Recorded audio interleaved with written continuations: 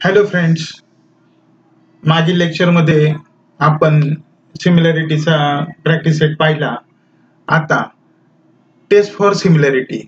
गेल्या वर्षी तुम्ही टेस्ट फॉर कॉन्ग्रुएन्सी पाहिले. आता टेस्ट फॉर सिमिलॅरिटी या वर्षी पाहिजेत. त्यातली पहिली AAA टेस्ट. कॉन्ग्रुएन्सी आणि सिमिलॅरिटी याच्यामधला मुख्य फरक आहे. कॉन्ग्रुएन्सीमध्ये आणि सिमिलॅरिटीमध्ये दोघांमध्ये अँगल्स आहेत ते कॉन्ग्रुएंट असतात, पण कॉन्ग्रुएन्सीमध्ये साइड कॉन्ग्रुएंट असतात, सिमिलॅरिटीमध्ये साइड प्रपोर्शन मध्ये असतात. AAA test for a given correspondence of the vertices when corresponding angles of the two triangles are congruent, then the two triangles are similar. दोन त्रिकोणांच्या एकास एक संगतीनुसार एका त्रिकोणाचे तीन कोण हे दुसऱ्या त्रिकोणाच्या तीन संगत कोणाशी जर एकरूप असतील तर ते दोन त्रिकोण AAA टेस्ट नुसार सिमिलर असतात. इथे in triangle ABC and PQR तुम्ही पाहताय A is congruent with P इथे दिलेले, angle B congruent with angle Q, angle C congruent with angle R, then triangle ABC similar triangle PQR. AA taste.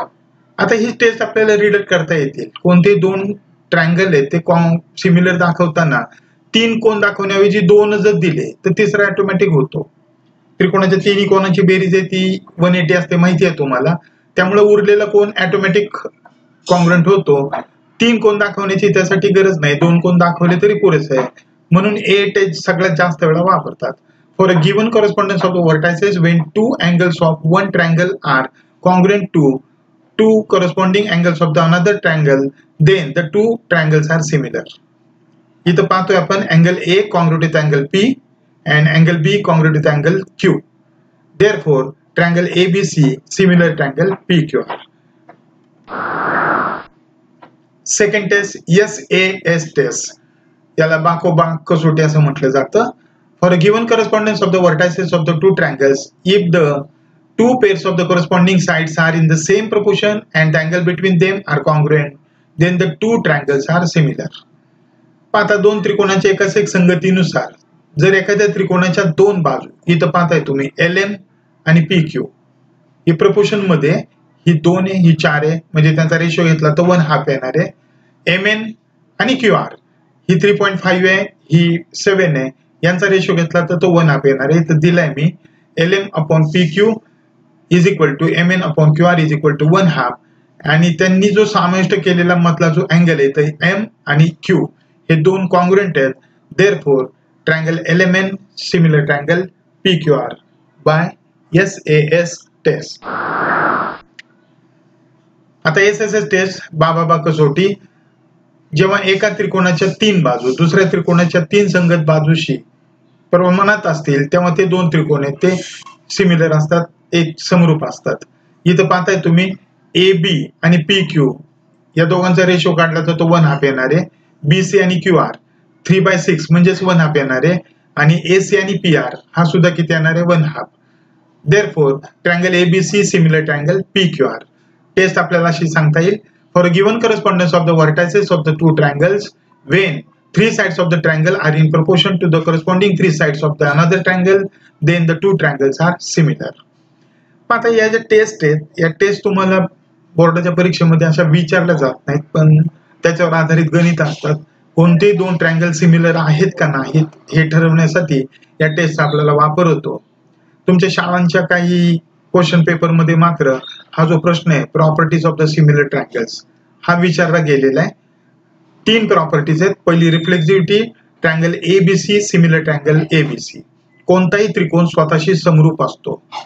दुसरी symmetry, if triangle ABC similar triangle DF then triangle DF similar triangle ABC. जर पहिला त्रिकोण दुसऱ्याशी समरूप असेल तर दुसरा पहिल्याशी असतो. अँड तिसरी transitivity, if triangle ABC similar triangle DF and DF triangle similar with the element, then ABC similar with element. जर पहिला त्रिकोण दुसऱ्या त्रिकोणाशी समरूप असेल, दुसरा त्रिकोण तिसऱ्याशी समरूप असेल तर पहिला आणि तिसरा समरूप असतात. आता यावर आधारित प्रॅक्टिस सेट 1.3 पाहायचा आहे आपल्याला. इथं पाहताय तुम्ही in the given figure angle ABC is equal to 75. हा 75 डिग्री दिलेला आहे. अँगल EDC it is also 75. State which of the triangles are similar by which test and also write the similarity of these two triangles by the proper one-to-one correspondence. तुम्हाला आता हे दोन triangle similar दाखवायचे. त्यातल्या छोट्या ट्रायंगलचं नाव आपण घेतलंय DCE. इथं दिले पहा.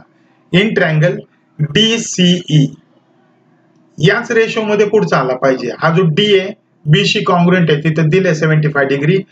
अँड ट्रायंगल BCA या दोन ट्रायंगल मध्ये by DCA 1:1 BCA correspondence angle CDE congruent with CBA. तुम्ही आकृतीमध्ये पाहिलं तर CDE 75 आहे, CBA सुद्धा 75 आहे, each 75 म्हणून हे दोन अँगल आहेत ते कॉन्ग्रुएंट आहेत.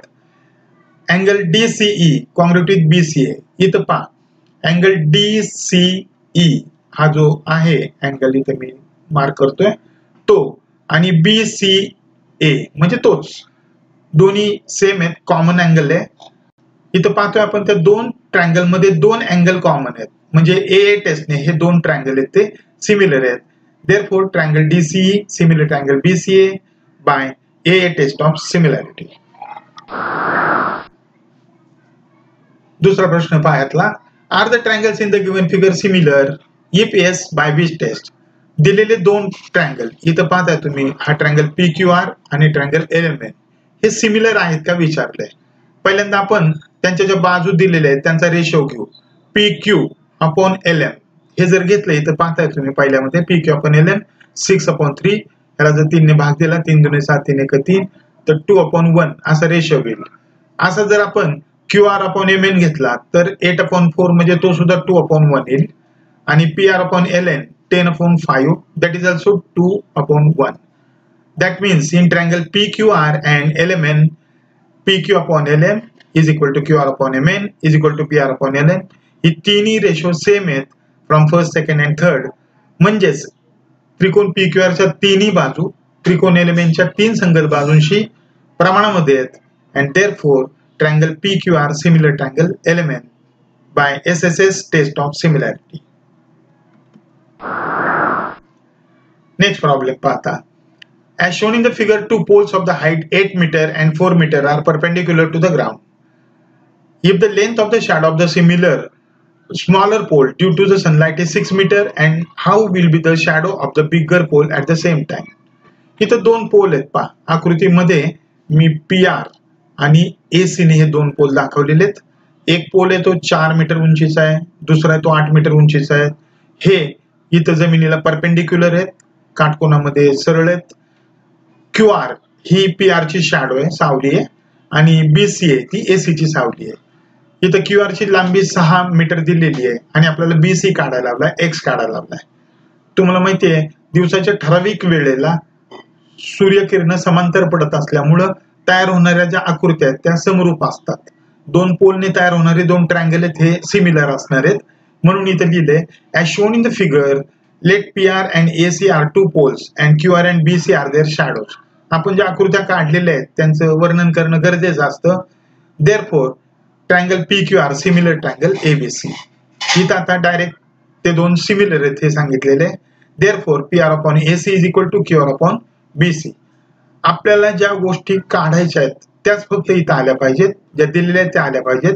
PR अपॉन AC इथं पाहताय PR आणि AC दिलेले आहेत ते घेतलेत, आणि QR आणि BC काढायचा आहे. आता जर यांच्या किमती भरल्या आपण तर 4/8 is equal to 6 upon X. Therefore 4 multiplied by X is equal to 8 multiplied by 6. 48 त्यांचा गुणाकार येईल. या 48 ला जर आपण 4 ने भागलं तर उत्तर किती येईल? 12. मग X ची व्हॅल्यू 12 आली म्हणजे BC 12 आली. Therefore the length of the shadow of the bigger pole is 12 meter. त्यामुळं तो जो मोठा पोल आहे त्याची जी सावली आहे ती 12 मीटरची असेल. आता मी इथं थांबतोय. आधीची गणित सगळे तुम्ही लिहून घेतले असतील, ही पण लिहून घ्या. मला व्ह्यू मध्ये दिसतंय काही मुलं पाहतायत ते स्लाइड, पण मला नाही वाटत की त्यांनी लिहिलेली आहे. तुमच्या वहीमध्ये माझ्या स्लाइड मध्ये दाखवलेली प्रत्येक गोष्ट आली पाहिजे. वह्या कंप्लीट करा. तुम्ही 10वीला हे क्षणोक्षणी लक्षात ठेवा, विसरू नका. शाळा सुरू झाल्यानंतर खूप लोड येईल तुम्हाला, नंतर तुम्ही चिडचिड करत बसाल. त्याऐवजी आतापासूनच तयारीला लागा आणि सगळा जो अभ्यास आहे तो वेळच्या वेळी पूर्ण करा. शंका विचारत नाहीये कोण मला. मी कमेंट बॉक्समध्ये तुम्हाला काही कळलं नाही किंवा दुसऱ्या काही शंका असतील तर विचारा. तुम्ही विचारत नाही याचा अर्थ तुम्हाला हे सगळं कळतंय. जर कळत असेल तर ते व्यवस्थित लिहून घ्या. आणि पुढचं लेक्चर आहे मी ते लवकरच आता डाऊन करेल इथं. Till then, good bye and have a nice day.